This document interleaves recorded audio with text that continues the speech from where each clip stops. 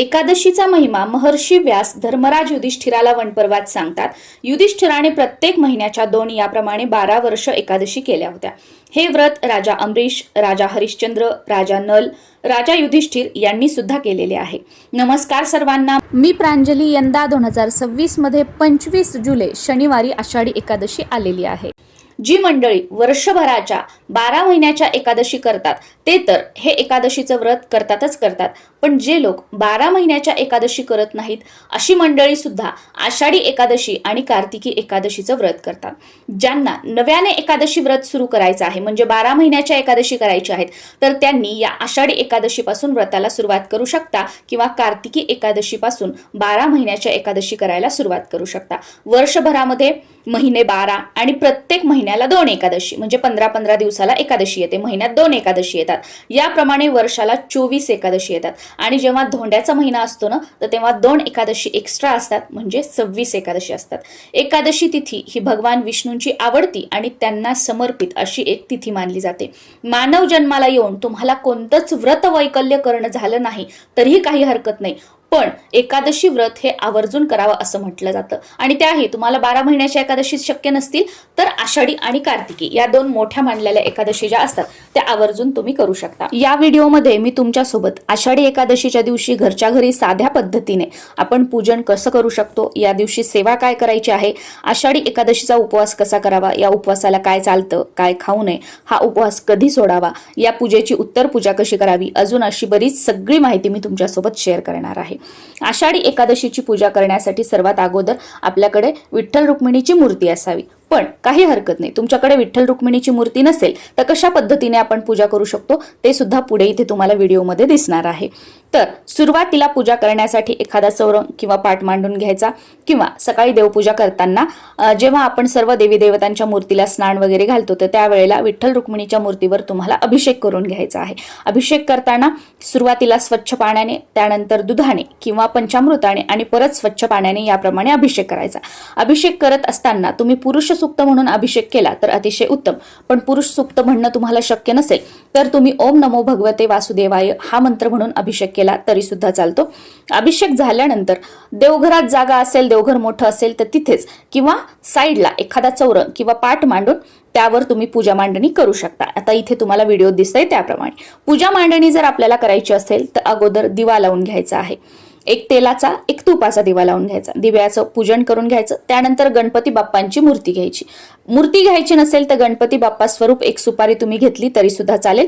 ती सुपारी किंवा ती गणपती बाप्पांची मूर्ती तांबणामध्ये सुरुवातीला घ्यायची, त्यावर अभिषेक करायचा. गणपती बाप्पांच्या मूर्तीवर अभिषेक करताना सुरुवातीला स्वच्छ पाण्याने, त्यानंतर दुधाने किंवा पंचामृताने, परत स्वच्छ पाण्याने. आणि मूर्तीवर अभिषेक करताना गणपतीच्या गणपती स्तोत्र किंवा गणपती अथर्व शीर्ष म्हणून अभिषेक केला तरी सुद्धा चालेल, किंवा ओम गण गणपतये नमः हा मंत्र म्हणून अभिषेक केला तरी सुद्धा चालेल. गणपतीचं पूजन झाल्यानंतर 2 विड्याची पानं घ्यायची, त्यावर थोड्याशा अक्षता ठेवायच्या, त्यावर गणपती बाप्पांची मूर्ती ठेवायची. सेम सुपारी तुम्ही घेतली असेल तर ती ठेवायची. आणि जर तुम्हाला विड्याची पानं मिळाली नाही किंवा उपलब्ध होत नसतील तर तुम्ही थोडेसे तांदूळ किंवा एखादी तुमच्याकडे पितळेची, स्टीलची छोटीशी प्लेट वगैरे असेल, छोटंसं तांबण वगैरे असेल, त्यामध्ये गणपती बाप्पांची मूर्ती किंवा गणपती बाप्पा स्वरूप सुपारी ठेवली तरी सुद्धा चालते. त्यानंतर त्या गणपती बाप्पांचं हळदी कुंकू लावून पूजन करून घ्यायचं. त्यांना नैवेद्य दाखवायचा. कोणत्याही फळाचा, साखरेचा तुम्ही नैवेद्य दाखवला तरी सुद्धा चालतं. देवपूजा करताना विठ्ठल रुक्मिणीच्या मूर्तीवर तुम्ही अभिषेक केलेला असेल तर ही मूर्ती इथे पूजा मांडणी करताना तुम्ही थोडेसे तांदूळ ठेवायचे आणि त्यावरती मूर्ती ठेवायची. आता विठ्ठल रुक्मिणीची मूर्ती तुमच्याकडे नसेल तर तुमच्याकडे तिरुपती बालाजीची मूर्ती असेल, विष्णू भगवानांची मूर्ती असेल तर तुम्हाला त्यावर अभिषेक करून घ्यायचा आहे. सुरुवातीला जे स्तोत्र मंत्र सांगितले त्यानुसारच करायचं आहे. आता ही बघा माझ्याकडे आहे तिरुपती बालाजीची मूर्ती, कारण आमचं कुलदैवत तिरुपती बालाजी आहे तर माझ्याकडे ही मूर्ती आहे. तर मी ही मूर्ती पूजेमध्ये ठेवणार आहे, कारण माझ्याकडे विठ्ठल रुक्मिणींची मूर्ती नाहीये. आणि प्रत्येक सणवार वगैरे जे असतात मग सगळेच देव देवघरामध्ये गोळा करून ठेवायचे, हे जमा कर ते जमा कर, असं करायचं नाही. जे आपल्याकडे आहे त्यावर अभिषेक करून तुम्हाला ठेवायचं आहे. आता तुमच्याकडे विष्णू भगवानांची मूर्ती नाहीये, तिरुपती बालाजींची मूर्ती नाहीये, तर आपल्या प्रत्येकाच्या देवघरामध्ये बाळकृष्ण असतात बघा. तर बाळकृष्णांची मूर्ती सेम तुम्हाला तांबणामध्ये घ्यायची आणि ते मंत्रस्तोत्र सांगितलेले जे आहेत विठ्ठलाच्या मूर्तीवर अभिषेक करताना, तर त्याच मंत्रस्तोत्रांनी बाळकृष्णांच्या मूर्तीवर आपल्याला अभिषेक करायचा आहे. पुढे व्हिडिओमध्ये तुम्हाला दिसेलच कसा करायचा तो. तर अभिषेक झाल्यानंतर जी कोणती मूर्तीवर तुम्ही अभिषेक केलेला आहे ती ठेवून घ्यायची आहे. गंध वगैरे लावून घ्यायचं आणि भगवान विष्णूंना तुळस ही अतिशय प्रिय आहे. भगवान विष्णूंची सेवा तुळशी शिवाय अपूर्ण आहे. त्यामुळे या दिवशी आवर्जून तुम्ही बाळकृष्ण असतील, बालाजी असतील, विष्णू भगवान असतील किंवा विठ्ठल रुक्मिणी असतील त्यांना तुळशीपत्र आवर्जून अर्पण करायचं आहे. आणि तुमच्याकडे असेल तर गणपती बाप्पांना सुद्धा तुम्ही दुर्वा अर्पण करू शकता किंवा लाल फुल असेल तर ते अर्पण केलं तरी सुद्धा उत्तम आहे. एकादशीचा उपवास हा दशमी तिथीच्या रात्रीपासून ते द्वादशीच्या सूर्य उदयानंतर स्नान, देवपूजा करून सात्विक जेवण जेवून सोडायचा असतो. दशमीच्या रात्रीपासूनच तुम्हाला तांदूळ म्हणजेच भात किंवा कांदा लसूण नॉनव्हेज हे खायचं नाहीये, हे वर्ज्य करायचं आहे. शक्य झालं तर दशमीच्या दिवशी कितीही सकाळ दुपार संध्याकाळचं जे कोणतं जेवण असेल त्याच्यामध्ये शक्यतो कांदा लसूणचा वापर करू नका. त्या दिवशी भात बनवू नका आणि नॉनव्हेजचा तर विषयच येत नाही. कारण एकादशीच्या उपवासाला तुम्हाला एकादशीचा उपवास असो किंवा नसो तांदूळ जे आहेत ते वर्ज्य मानले जातात. यामागे सुद्धा कथा आहे, शॉर्ट व्हिडिओमध्ये नक्की मी तुमच्यासोबत शेअर करेल. एकादशी व्रताला तांदूळ खाणे म्हणजे नर मांस ग्रहण केल्यासारखं आहे. त्याच्यामुळे भात खाऊ नका त्या दिवशी, घरामध्ये भात बनवू सुद्धा नका कोणाला जर उपवास असेल तरी सुद्धा. आणि इतर महिन्याच्या ज्या 12 महिन्याच्या एकादशी असतात ना त्या दिवशी सुद्धा तुम्हाला ते व्रत नसेल तरीही तांदूळ जे आहे ते वर्ज्य करण्याचा प्रयत्न करा. आषाढी एकादशीच्या उपवासाला तुम्ही भगर, साबुदाणा, वेगवेगळी फळं, दूध, ज्यूस, रताळी किंवा जे काही इतर पदार्थ असतात उपवासाचे ते सगळे तुम्ही खाल्ले तरी चालतात. उपवासाच्या पदार्थांमध्ये हे खावं ते खाऊ नये असं काहीही नाही. पण एकादशीचा उपवास करताना एकादशी आणि दुप्पट खाशी असं मात्र करू नका. जेव्हा आपल्याला उपवास असतो किंवा स्पेशली एकादशीच्या उपवासाबद्दल आपण बोलतोय तर या उपवासाला दुपारी झोपू नये, आपल्याला ढेकर येईल एवढं खाऊ नये असं म्हटलं जातं. त्यामुळे भान ठेवा की आपल्याला उपवास आहे, ढेकर येईल एवढं खायचं नाही आणि खाऊन खाऊन झोप येईल एवढं सुद्धा आपल्याला खायचं नाही. तुम्ही गर्भवती असाल तर बऱ्याच जणांना प्रश्न पडतो की प्रेग्नेन्सीच्या कितव्या महिन्यापर्यंत आम्ही हे व्रत करू शकतो, आम्ही हे करावं किंवा करू नये. तर तुम्ही तुमच्या डॉक्टरांना विचारा. तुमच्या प्रेग्नेन्सीमध्ये काही कॉम्प्लिकेशन्स वगैरे असतील तर तुम्ही 1 वर्ष उपवास नाही केला तरी सुद्धा चालतो, काही हरकत नाही. तुम्ही फक्त जी काही आपल्या घरामध्ये पूजा होईल ते दर्शन घेतलं तरी चालतं. पुढच्या वर्षी उपवास तुम्ही कंटिन्यू करू शकता. बाकी डॉक्टरांनी तुम्हाला कोणतेही रिस्ट्रिक्शन सांगितलेले नाहीत. तर जसं उपवासाची आता पद्धत आहे, जशी पूजा वगैरे आहे तर त्यानुसार तुम्ही हे व्रत केलं तरी सुद्धा चालू शकतं. तुमचा मासिक पाळीचा 4था दिवस असेल तर त्या दिवशी तुम्ही पूजा वगैरे काही करू नका. भले 2 वेळा काय 4 वेळा डोक्यावरून पाणी घेतलं तरी करू नका.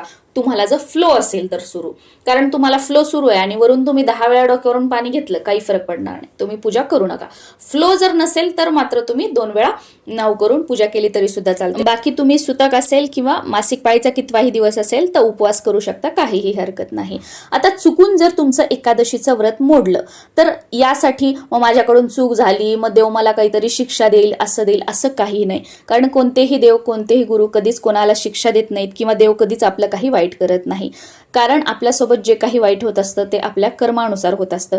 आणि देव हा भीतीचा विषय नाहीये तर तो भक्तीचा विषय आहे. त्यामुळे मनामध्ये असे विचार आणायचे नाही. चुकून उपवास मोडला त्याच्यानंतर काहीही खाऊ नका. तुम्हाला गोळ्या वगैरे काही घ्यायच्या असतील तर फराळाचं पदार्थ खा. आपल्याला गोळी घेण्यापुरतं जेवढं लागतं तेवढं खा, गोळ्या वगैरे घ्या. बाकी तुम्हाला गोळ्या वगैरे काही सुरू नाहीत तर तुम्ही फराळी करू नका आणि तुम्ही जेवणही करू नका. बरेच जण काय करतात, चला चुकून उपवास मोडला तर मी आता जेवणच करते, जाऊ द्या. तर असंही करू नका. मग ते मुद्दाम केल्यासारखं होतं. मग आपले कर्म आपण आपल्याच हाताने खराब करतोय असं. त्यामुळे असंही करू नका. आणि आषाढी एकादशीची पूजा जी आहे ती तुम्ही दिवसभरामध्ये तुमच्या वेळेनुसार कधी केली तरी चालते, पण शक्यतो सकाळी देवपूजा करताना पूजा करून घ्या. या दिवशी दिवसभरामध्ये आवर्जून विष्णू सहस्त्रनामाचं पठण करा. गीतेतील 15वा अध्याय आवर्जून वाचा किंवा मोबाईलवर ऐका. व्यंकटेश स्तोत्राची मंडल सेवा करा. आणि हो, पूजा झाल्यानंतर सुरुवातीला गणपतीची आरती आणि त्यानंतर विठ्ठलाची आरती आवर्जून करावी. आणि जो काही नैवेद्य आपण दाखवलेला आहे, फळ असेल, साखर असेल, ते आपण घरातील सर्वांनी ग्रहण करायचं आहे. उपवास जो आहे तो एकादशीच्या दुसऱ्या दिवशी म्हणजे द्वादशीला सकाळी देवपूजा वगैरे करायची, एखादा गोड पदार्थ बनवायचा, नैवेद्य देवाला दाखवायचा आणि त्याच्यानंतर मग जो काही स्वयंपाक बनवलेला असेल सात्विक तो जेवण करून आपल्याला हा उपवास सोडायचा आहे. आणि उपवास सोडण्यासाठी सुद्धा जे काही पदार्थ तुम्ही बनवाल त्यामध्ये कांदा लसूणचा शक्यतो वापर टाळायचा आहे. आणि जो काही नैवेद्य दाखवलेला आहे गोडाचा तो अगोदर खायचा आणि त्यानंतर स्वयंपाक बनवलेला आहे तो ग्रहण करायचा। तुम्हा सर्वांना आषाढी एकादशीच्या खूप साऱ्या शुभेच्छा। आणि श्रावण महिन्यामध्ये महादेवाला शिवामूठ वगैरे कशी अर्पण करावी हे सुद्धा व्हिडिओ मी तुमच्यासोबत शेअर करणार आहे।